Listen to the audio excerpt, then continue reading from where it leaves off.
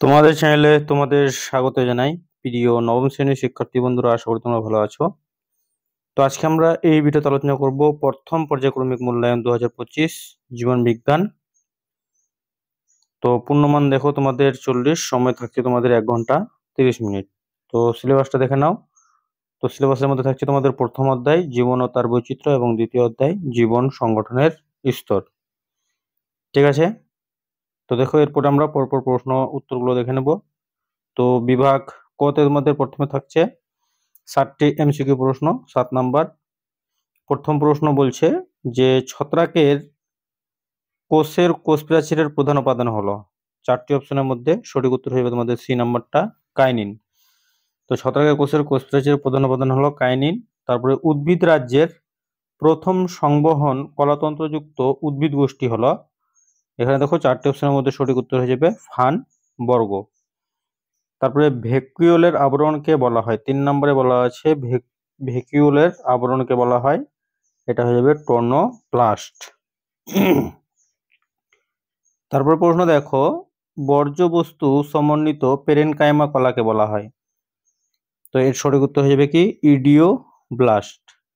তারপরে মানব দেহে সংশ্লিষ্ট হয় না এমন একটি ভিটামিন হলো, তো vitamin C, vitamin D, vitamin A সবগুলি মানব দেহে সংশ্লিষ্ট হয় না। তো ভিটামিন ডিটা তো মানবদেহে সংশ্লিষ্ট হয়, তো হয় না যেহেতু বলছে এখানে, তো ভিটামিন সিও তো হয় না, ভিটামিন এওটাও হয় না। ঠিক আছে, প্রশ্নটা একটু কনফিউজ মনে হচ্ছে আমার। প্রোটিন মধ্যস্থ অ্যামাইনো অ্যাসিডগুলি ড্যাশ বন্ধন দ্বারা যুক্ত যুক্ত থাকে। তো সঠিক উত্তর হয়ে যাবে কি পেপটাইড।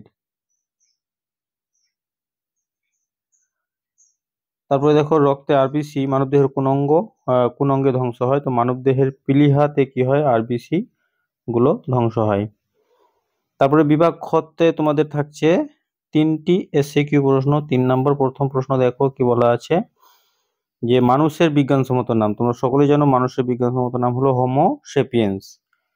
কোষের প্রোটিন ফ্যাক্টরি কাকে বলা হয়, তো রাইবোজোমকে বলা হয় কোষের প্রোটিন ফ্যাক্টরি। 4 নম্বরে বলা আছে যে নিচে সম্পর্কযুক্ত শব্দজোড় দেওয়া আছে, প্রথম জোটটির সম্পর্ক দেখে দ্বিতীয় জোটটির শূন্যস্থান পূরণ করো। তো প্রথম জোরে দেওয়া আছে অপারিন কোয়াসারবেট, তারপরে জোরে দেওয়া আছে ড্যাশ মাইক্রোস্ফিয়ার। তো এখানে তোমরা লিখবে ডক্টর ফক্স। তো ডক্টর ফক্স যে হলেন, তিনি হলেন কি মাইক্রোস্ফিয়ার তত্ত্বের প্রতিষ্ঠাতা বা জনক। ঠিক আছে, এরপরে চলে যাব আমরা শূন্যস্থানে। দেখো 3টি শূন্যস্থানের মধ্যে 2টি করতে হবে। প্রথম প্রশ্ন দেখো, ড্যাশ নামক কোষীয় অঙ্গাণু কোষ বিভাজনকালে ব্যামতন্তু গঠন করে। তো এটা হয়ে যাবে কি সেন্ট্রোজোম। তারপরে সবুজ রঙের প্লাস্টিডকে বলে। তো সবুজ রঙের প্লাস্টিডকে বলা হয় ক্লোরোপ্লাস্টিড। জীববিদ্যা ও ড্যাশের সহযোগে গঠিত শাখাটির নাম হলো বায়োনিক্স।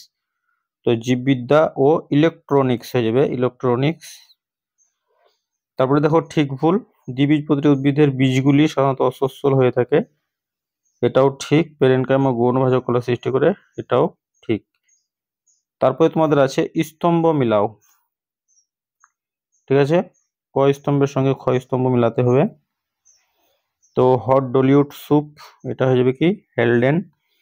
টিনোফোরা, এটা হবে কম্বোপ্লেট ফুলের বর্ণ। ক্রোমোপ্লাস্টিড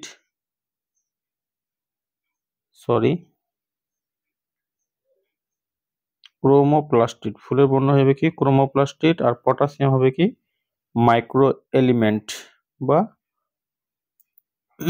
তারপরে বিভাগ গতে সংক্ষিপ্ত উত্তর দাও যে কোনো 6টি প্রশ্ন, প্রত্যেকটা প্রশ্নের মান 2 করে।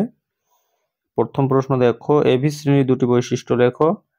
ট্যাক্সোনমিক হায়ারার্কি বলতে কি বোঝো, সকল ভার্টিব্রাটা কর্ডাটা, কিন্তু সকল কর্ডাটা ভার্টিব্রাটা নয়, ব্যাখ্যা করো। জীবদেহে লবণের গুরুত্ব, হ্যাবারসিয়ান নালিকা বলতে কি বোঝো। আর ই আর ও এস ই আর এর 2টি পার্থক্য। প্রস্তর কোষ কি, যকৃৎকে জৈব রাসায়নাগার বলা হয় কেন। প্রত্যেকটা প্রশ্ন তোমাদের জন্য অত্যন্ত গুরুত্বপূর্ণ। বাকি প্রশ্নগুলো তোমরা ভিডিওটি পজ করে দেখে নাও।